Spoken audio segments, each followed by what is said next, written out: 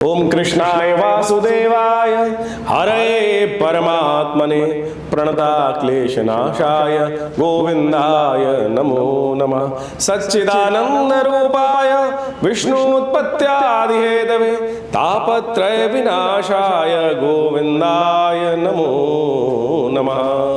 नमस्कार, स्वागत है आपका आचार्य वाणी में। मैं आचार्य डॉक्टर विक्रमादित्य आपके साथ हूँ और आज हम बात करने जा रहे हैं वृषभ राशि वालों के लिए अगस्त के अंतिम भाग में ग्रह नक्षत्रों का प्रभाव किस प्रकार से रहेगा।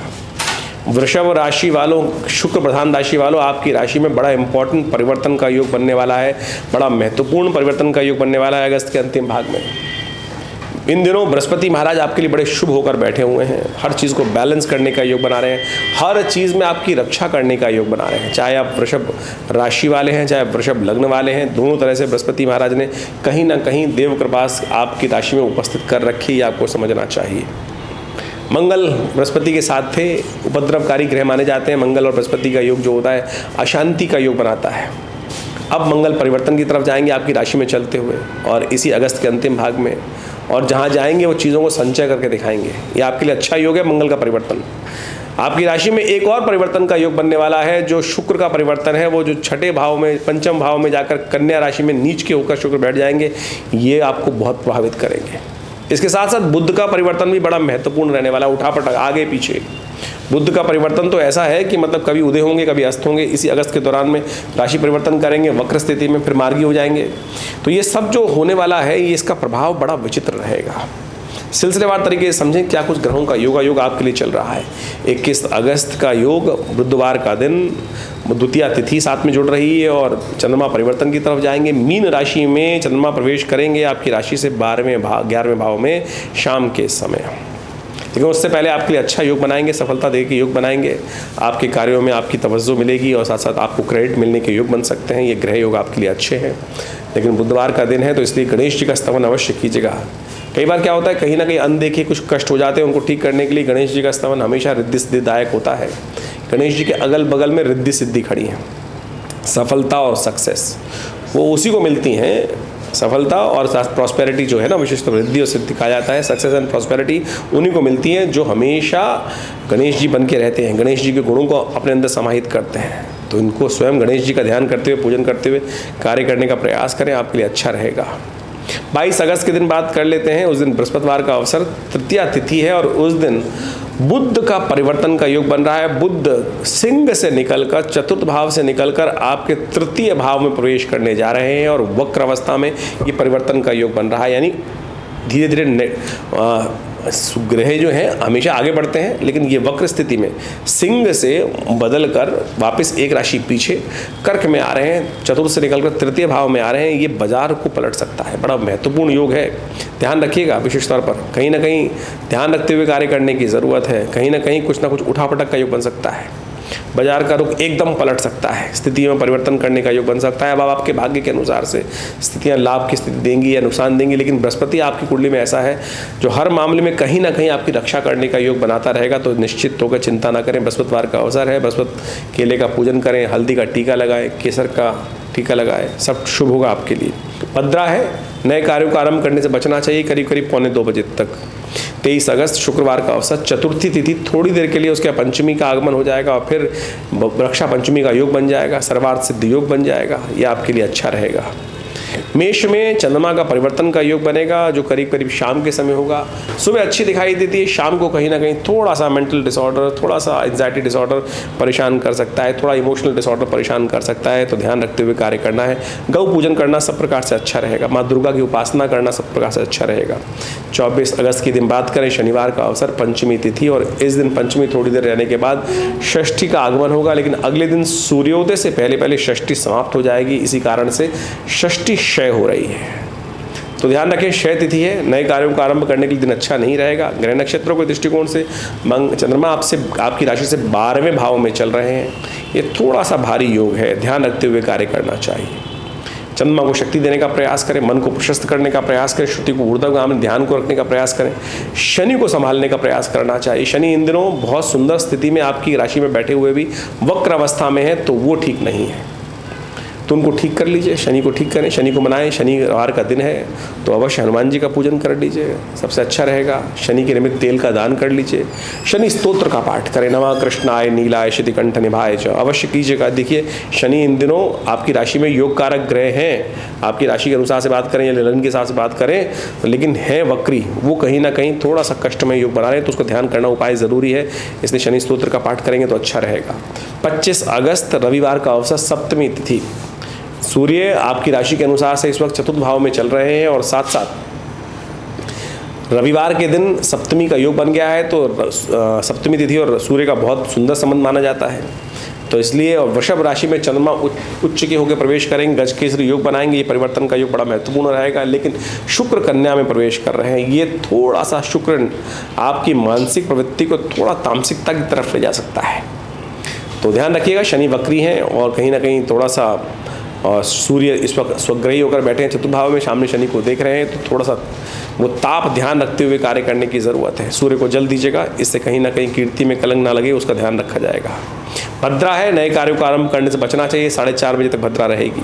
26 अगस्त का दिन बहुत पुण्यदायक है, जन्माष्टमी का सुंदर पर्व है। ये ऐसा पर्व है जिस कलयुग में समस्त प्रकार के मनोरथों को सिद्ध करने वाला है, समस्त कष्टों को दूर करने वाला है। और इस बार की जन्माष्टमी तो बेहद खास है, क्योंकि उदय तिथि अष्टमी है और रात्रि के समय वृषभ लग्न के समय रोहिणी भी व्याप्त रहेगी। तो रोहिणी युक्त जो अष्टमी का योग बन रहा है, ये बहुत ही कल्याणकारी है जन्माष्टमी का योग।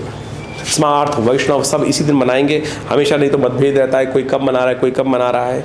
तो इस सब प्रकार से हर एक के लिए शुभ है। हमने देखा है कि ये ऐसा पर्व है, अनिष्ट ग्रहों का योग यदि कुंडली में बना हुआ है, और इस दिन भगवान कृष्ण का यदि दूध इत्यादि से, दही इत्यादि से, घी इत्यादि से, पंचामृत इत्यादि से भगवान का सुंदर अभिषेक, पुरुषूत का पाठ करते हुए, ओम नमो भगवते वासुदेवाय का पाठ करते हुए कर लिया जाए, तो पूरा वर्ष कल्याणमय जाता है। अनिष्ट ग्रहों का प्रभाव एक तरफ। ऐसे ऐसी कुंडलियाँ देखी हम लोगों ने जिनमें ऐसा योग था कि बिल्कुल सांस लेना मुश्किल है, लेकिन सब चल रहा है बढ़िया। क्यों? क्योंकि वो व्यक्ति भगवान कृष्ण का अनन्य भक्त, ऐसे योग देखे हमने। तो इसलिए इस दिन ये अवश्य उपाय करें। मंगल परिवर्तन की तरफ जा रहे हैं मिथुन राशि में, ये मंगल का परिवर्तन विशेष तौर पर बड़ा महत्वपूर्ण रहेगा। मंगल आपके द्वितीय भाव में जा रहे हैं और जो आपके लिए बड़ा अच्छा योग बनाएंगे, आपके अंदर शक्ति संचय देंगे। लेकिन मंगल इस बार बड़ा विचित्र योग बना रहे हैं दूसरी तरह से भी। भाद्रपद मास में जो आरंभ हुआ अगस्त के अंतिम काल में, उसमें विशेषतः 5 मंगल का योग बन रहा है। ये अशांति का योग है। पूरे मास में 30 दिनों में जो है, ये विशेष तौर पर भाद्रपद मास में 5 मंगल का योग बन रहा है। ये अनिष्टकारी अशांतिकारक, पूरे विश्व में अशांति का योग बन रहा है। और लोग सोच रहे हैं कि शांति हो जाएगी, बिल्कुल नहीं होगी, क्योंकि आगे जाके समसप्तक योग, षडाष्टक योग शनि मंगल का बनने वाला है और मंगल नीच के हो जाएंगे। ये सब कहीं ना कहीं भयावह स्थिति की तरफ आगे समय ले जाता दिखाई दे रहा है। तो ऐसे में आप ध्यान रखिए, मंगल का उपाय भी करने का प्रयास करें तो अच्छा रहेगा। हनुमान भगवान का स्तवन करें तो अच्छा रहेगा आपके लिए। 27 अगस्त मंगलवार का दिन, 9वीं तिथि, बुध उदय हो रहे हैं इस दिन। कर्क राशि में चलते हुए बुध वक्र स्थिति में है और बहुत जल्दी मार्गी होने वाले हैं। और जैसा मंगल के बारे में मैंने आपको बताया कि मंगल को विशेष तौर पर ध्यान रखना चाहिए। हनुमान जी का स्तवन कर हनुमान जी का पाठ करके मंगल की नेगेटिव शक्ति ठीक होगी। सुबह 9:10 पर बुध का उदय होना आपकी राशि के अनुसार से कहीं ना कहीं लाभ की स्थिति बनाएगा, चीज़ों को ठीक कर सकता है। 28 अगस्त बुधवार, 10वीं तिथि, मिथुन राशि में सुबह 3:44 पर चंद्रमा का परिवर्तन ये हो रहा है। ये आपके लिए एक तरह से अच्छा है, कल्याणकारी है, शुभ है आपके लिए। आप यदि आशीर्वाद लेकर काम करेंगे ना बड़े बूढ़ों का, तो आपके काम बनेंगे। ये ऐसा योग बन रहा है। इस दिन बुध भी मार्गी होने जा रहे हैं। ये एक शुभ योग है। चीज़ों को ठीक पॉजिटिव डायरेक्शन में डालने के लिए ये बुध मार्गी होंगे तो ये अच्छे रहेंगे। लेकिन कुछ दिन बाद जाके फिर अस्त होने वाले हैं बुध, ऐसा योग बनता दिखाई दे रहा है। तो ऐसे में ध्यान रखते हुए कार्य करें। सर्वार्थ सिद्ध योग है, नए कार्य करने के लिए अच्छा दिन दिखाई देता है। बस एक बात ध्यान रखिएगा, सर्वार्थ सिद्ध योग वैसे तो है 3 सवा 3 बजे तक, लेकिन मध्य में राहु काल आ जाएगा। 12:15 से पहले मुहूर्त करना अच्छा रहेगा। 29 अगस्त की दिन बात करें, बृहस्पतिवार का अवसर, एकादशी तिथि, अजा एकादशी का योग। अगस्त 12 उदय होने जा रहे हैं और अगस्त उदय होने के लिए तुलसी बाबा कहते हैं उदित अगस्त पंथ जल शोषा, यानी मार्ग में कहीं ना कहीं जो पानी भरे हैं और सूखने के अवसर बनने शुरू हो जाते हैं और धीरे धीरे मार्ग खुलने शुरू हो जाते हैं। लेकिन इससे पहले मंगल का परिवर्तन हो चुका है। मंगल मिथुन राशि में आकर वृष्टि कारक योग बनाते हैं। भारत में इस वक्त पूरे विश्व में देखिए कई जगहों में अतिवृष्टि हो रही है। और ये अतिवृष्टि जो है आगे बढ़ती दिखाई दे रही है। वृष्टि की तरह जल प्रलय के योग कई जगह बनते दिखाई दे रहे हैं आगे। अभी वृष्टि से आपको निजात नहीं मिलने वाली है। तो ऐसे में आपके लिए अच्छा ये है कि आप इस एकादशी का व्रत रखें, भगवान का पूजन करें। 30 अगस्त शुक्रवार का अवसर, द्वादशी तिथि, कर्क में उच्च स्वग्रही होने जा रहे हैं चंद्रमा। ये आपके लिए बड़ा अच्छा योग बन रहा है। ये आपके लिए बहुत सपोर्ट देने वाला ग्रह योग बन रहा है। 2-3 दिन में अच्छे सपोर्ट आपको मिलते दिखाई देंगे वृषभ राशि वालों। उस सपोर्ट को आपको लेते हुए आगे बढ़ने का प्रयास करना चाहिए। दोस्ती यारी में लोगों को सपोर्ट मिल सकता है। बहुत सारे कष्टों को दूर करने का, परिवर्तन का समय मिलता दिखाई दे रहा है। नई जगहों से नया सपोर्ट मिल सकता है। गोवत्स द्वादशी भी बन रही है। गोवत्स द्वादशी के दिन गाय के बछड़े को गुड़ खिलाना, गाय के बछड़े का पूजन करना, ये सब प्रकार से आपके लिए शुक्र जो नेगेटिव इस वक्त हैं वो उनको ठीक करने के योग बना सकता है। 31 अगस्त की हम बात करें, शनिवार का अवसर, त्रयोदशी तिथि है इस दिन, और शनिवार के दिन त्रयोदशी का योग बनना कृष्ण पक्ष के अंदर ये प्रदोष का योग बना देता है। शनि प्रदोष का योग, ये बहुत शुभ योग होता है।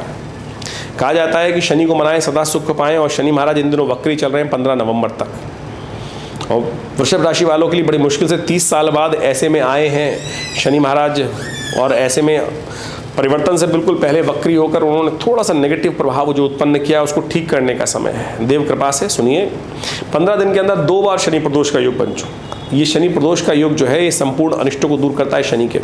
तो ऐसे में शनि के मंत्र का पाठ सबसे श्रेष्ठ तो ये है कि प्रदोष काल में भगवान शंकर का रुद्राभिषेक तेल के द्वारा या तिल के द्वारा किया जाए तो शनि प्रदोष में शनि के दोषों को शमन करने के लिए सुंदर रास्ता बन जाता है। ज्योतिष एक वैदिक विषय है। हम इस कार्यक्रम के माध्यम से आपके समक्ष वैदिक उपाय ही रखते हैं। समझे, वैदिक उपाय ही श्रेष्ठ हैं। ज्योतिष के अंदर पंचांग है जो पौराणिक मत से चलता है, उसके अंदर तिथि वार योग उपाय और साथ साथ जो मुहूर्त इत्यादि का निर्माण करके त्यौहार बनते हैं उनका वर्णन कहाँ मिलेगा? पुराण में मिलेगा। और उन पुराणिक में कालों में जो पुराणिक में जो महत्व बताया गया है वो विशेष तौर पर ऐसा है कि उन सब उपायों का वर्णन किया जाता है। ज्योतिष में कारण और निदान दोनों साथ साथ वर्णित हैं। कारण ग्रह नक्षत्रों के दृष्टिकोण से पता चलता है कि किस कारण से कष्ट आ रहा है, शुभ हो रहा है तो क्यों हो रहा है, अनिष्ट को ठीक करने के लिए कौन सा उपाय किया जाए तो वैदिक उपाय किया जाए। आजकल तथाकथित तौर पर कुछ बहुत सारे लोग ऐसे आ गए हैं जिनका ज्योतिष के पौराणिक मत से कोई लेना देना नहीं है। मत भ्रमित करने के लिए, दिग्भ्रमित करने के लिए लोगों को कुछ नई नई उठापटक की बातें जिनको सुनकर भी मन में आत्मग्लानि होती है कि ये क्या बता रहे हैं, किस प्रकार से बोल रहे हैं, लेकिन कुछ नया सुनने के चक्कर में जनता भेड़ चाल में उनके चक्कर में फंस जाती है। तो ऐसे में ध्यान रखें, हमारा इस कार्यक्रम के माध्यम से आप सबके समक्ष उस वैदिक ज्योतिष के गणित को जानते हुए पौराणिक मत से उनके सरलतम उपाय जो शास्त्र में बताए गए हैं, चाहे वो मंत्र जप है, चाहे वो यज्ञ है, चाहे वो दान है, चाहे वो औषधि है, उनके माध्यम से ही रास्ता निकलना चाहिए। वही सरल है, वही वास्तविक तौर पे कल्याणकारी है। तो इस बात को जितना समझेंगे उतना अच्छा रहेगा और लाभ के योग बनेंगे। तो हम सब आपके समक्ष ये सब बातें रख रहे हैं, कोशिश करें इनको अच्छे समझें तो अच्छा रहेगा आपके। देखिए, ज्योतिष विज्ञान ग्रह नक्षत्रों को गणनाओं को करने के उपरांत चीज़ों को सैद्धांतिक तौर पर समझने का प्रयास करता है। उसका प्रभाव व्यक्ति के जीवन में किस प्रकार का होने वाला है। सहस्त्रों वर्षों से ज्योतिष के जो सिद्धांत हैं वो वास्तविक तौर पर बड़े अद्भुत रूप से सत्य साबित होते हैं। देखिए, ज्योतिष एक बहुत बृहद विज्ञान है। यहाँ हम आपके समक्ष जो उपस्थित होते हैं केवल राशि के अनुसार से हम इस वार्ता को उपस्थित करने का प्रयास करते हैं। ज्योतिष में नक्षत्र के साथ भी विंशोत्तरी महादशाएं इत्यादि, आपकी जन्मपत्री, उसकी सहस्त्रों अलग अलग विभाग, उन सब पर यदि विवेचना पूरी तरह से की जाए तो बिल्कुल चमत्कारिक परिवर्तन को समझना बहुत आसानी से जीवन उस सत्य को समझा जा सकता है। तो यहाँ ज्योतिष में राशि विज्ञान के माध्यम से भी बहुत कुछ गोचर के दृष्टिकोण से बहुत कुछ समझ में आने के रास्ते बनते हैं। तो बहुत सारे लोग जो तथाकथित तौर पर इस बात को आक्षेपित करने का प्रयास करते हैं कि राशि के अनुसार से पूरे विश्व को विभाजित करना ठीक नहीं है। ऐसा नहीं है। राशि के अनुसार से गोचर को समझना बड़ा एक सीधा साधा सिद्धांत है और गोचर के प्रेडिक्शंस ज्योतिष में जब भी किए जाते हैं राशि के अनुसार से ही किए जाते हैं। हाँ, इसमें एक विवाद ये हो जाता है कि आपकी जन्मपत्री में कौन सा भाव सही ज़्यादा है, राशि वाला या लग्न वाला। उसमें जन्मपत्री देखने की आवश्यकता होती है कि जन्मपत्री में किस कारण से कौन सी चीज़ फलीभूत हो रही है, राशि या लग्न या सूर्य कुंडली या कौन से और कारकांश के इत्यादि बहुत सारी जो अलग अलग चार्ट बनते हैं उन सबको भी देखना परम आवश्यक होता है। ज्योतिष बहुत वृहद, जैसा हमने कहा, बहुत वृहद है, बहुत वृहद है। इसको इतनी छोटे से लेवल पर समझना या इन्वर्टेड कॉमास में बंद कर देना ये ठीक नहीं है, लेकिन इसको वृहद रूप से वर्णन किया जा सकता है बहुत बढ़िया तरीके से। नक्षत्रों के दृष्टिकोण से, नक्षत्र किस कौन सा ग्रह किस नक्षत्र के कौन से चरण में है, उन सब के द्वारा भी ज्योतिष को बहुत अच्छे समझा जा सकता है। ये जो हमने आपके समक्ष राशि का पूरा व्याख्यान उपस्थित किया है ये बिल्कुल गोचर के सिद्धांत पर सत्य है, और इसको समझते हुए यदि हम अपने जीवन को सही दिशा में देने का प्रयास करेंगे तो उससे बहुत बड़ी अद्भुत रूप से सहायता प्राप्त होने के योग बन जाते हैं। ज्योतिष के अंतर्गत विभिन्न उपायों को भी शास्त्र में बताया जाता है। हम इस चैनल के माध्यम से आपके समक्ष टोटकों से बचने के अलावा बहुत सारे जो पौराणिक उपाय हैं उनको ही बताने का प्रयास करते हैं। पंचांग यदि आप देखें तो नित्य प्रति उसके अंदर कोई ना कोई उत्सव, कोई ना कोई जो त्यौहार आता ही रहता है, और उन त्योहारों को हम सीधे साधे तरीके से ऐसा ना समझें कि वो केवल त्यौहार हैं। वो वास्तविक तौर पर ज्योतिष के सिद्धांतिक तौर पर पौराणिक मत के अनुसार से वो वास्तविक तौर पर वो चाबियाँ हैं कि जिनको आप यदि लगा लें तो घड़ी गाड़ी को आप आगे ले जा सकते हैं, बहुत सारी समस्याओं को दूर कर सकते हैं सीधी साधे तरीके से। आज हम बहुत सारे चैनल्स पे बहुत सारे व्यक्तियों को सुनते हैं, जगह जगह पर अनेक प्रकार के ऐसे उल्टे सीधे उपाय लोगों को बताने का प्रयास करते हैं कि मतलब बड़ा विचित्र लगता है कि क्या इसमें पौराणिक मत है या ज्योतिष का मत है या नहीं भी है। तो कोशिश ये करें आप सब लोग उस ज्योतिष के विज्ञान को सही से समझें, और विवेकानंद योगाश्रम इसमें करीब करीब पिछले 60-70 सालों से कार्य कर रहा है, और दिल्ली में एक बड़ा संस्थान हमने जो अपने पिता श्री आचार्य श्री केशव देव जी के सानिध्य में बनाया गया, उसमें आज भी हम उसी प्रकार से नित्य प्रति शोध कर विभिन्न शास्त्रों के मत को उपस्थित करने का प्रयास करते हैं। समय समय पर बहुत सारे ग्रंथों की रचना भी करते हैं। आज तक हमारे विवेकानंद योगाश्रम के माध्यम से करीब करीब 100 के आसपास पुस्तकें लिखी जा चुकी हैं, और उन सब में चाहे वो मुद्रा विज्ञान के संबंध में हो, चाहे वो यज्ञ विज्ञान के संबंध में हो, चाहे वो ज्योतिष के संबंध में हो, चाहे वो न्यूमरोलॉजी के संबंध में हो, या वो ध्यान योग के ऊपर हो, या चिकित्सा पद्धति के ऊपर हो, योग, प्राकृतिक चिकित्सा इत्यादि, आयुर्वेद इत्यादि पर, तो इन सब चीज़ों को ज्योतिष के माध्यम से जोड़ते हुए हमने व्याख्या देने का प्रयास किया है। अनादिकाल में ज्योतिष जो चिकित्सा शास्त्र जो आयुर्वेद इत्यादि हैं वो भी ज्योतिष से ही इंटर रिलेटेड है। उसमें औषधि विज्ञान ज्योतिष का एक भाग है, और उसके अंतर्गत आकर आप समझ सकते हैं कि विभिन्न औषधियों के द्वारा विभिन्न इलाज जो किए जाते हैं, विभिन्न मुहूर्तों में किए जाते हैं, वो सब भी बहुत अद्भुत हैं। उस पर पूरी शोध करने की आवश्यकता है। पूरे विश्व में लोग आज मेडिकल एस्ट्रोलॉजी पर कार्य कर रहे हैं, और उनके रिसर्च बड़े ऑथेंटिक रहते हैं। तो आप भी ज्योतिष विज्ञान को समझें। विवेकानंद योगाश्रम जैसे हमने कहा कि इस क्षेत्र में एक अद्भुत प्रकार से कार्य कर ही रहा है। एक संस्थान बनाया है हमने, जो उसमें हॉस्पिटल है पूरा, करीब करीब 100 बेड का, योग, प्राकृतिक चिकित्सा, आयुर्वेद के ऊपर, और साथ साथ भगवती का सुंदर मंदिर विद्यमान है। जो भगवती की दिव्य प्रतिमा यहाँ रहती है, उनके सानिध्य में बैठकर नित्य प्रति करीब 8 घंटे यज्ञ चलता है, और समय समय पर हम विभिन्न जो उत्सव चल रहे होते हैं उनके बारे में आपको अवगत कराते ही रहते हैं। तो जुड़िए विवेकानंद योगाश्रम से। हमारे इस संस्थान के द्वारा विभिन्न योग के संबंध में, आयुर्वेद के संबंध में, यज्ञ विज्ञान के संबंध में, और चिकित्सा शास्त्र विज्ञान के संबंध में बहुत अद्भुत खोज की गई है। मुद्रा विज्ञान उसमें से ही एक है कि मुद्राओं के द्वारा कैसे विभिन्न रोग ठीक कर सकते हैं, कैसे बहुत सारी समस्याओं को ठीक कर सकते हैं। हृदय रोग इतना भयावह पूरे विश्व में आज पहुंच चुका है, घर घर में लोग छोटी छोटी उम्र में हृदय रोग से ग्रसित हो रहे हैं। तो उसके लिए संबंध में ये मृत संजीवनी मुद्रा 3 सेकंड के अंदर फर्स्ट एड दे देती है। चलते फिरते उठते बैठते कभी भी इन मुद्राओं को आप कर सकते हैं। आज की तारीख में स्ट्रेस एक ऐसा लेवल है कि हर दूसरे घर में कोई ना कोई स्ट्रेस से ग्रसित रहता है। हर एज में, छोटे बच्चे से लेकर वृद्ध तक, स्त्री से लेकर पुरुष तक, सब लोग कहीं ना कहीं अननेसेसरी स्ट्रेस में चल रहे हैं।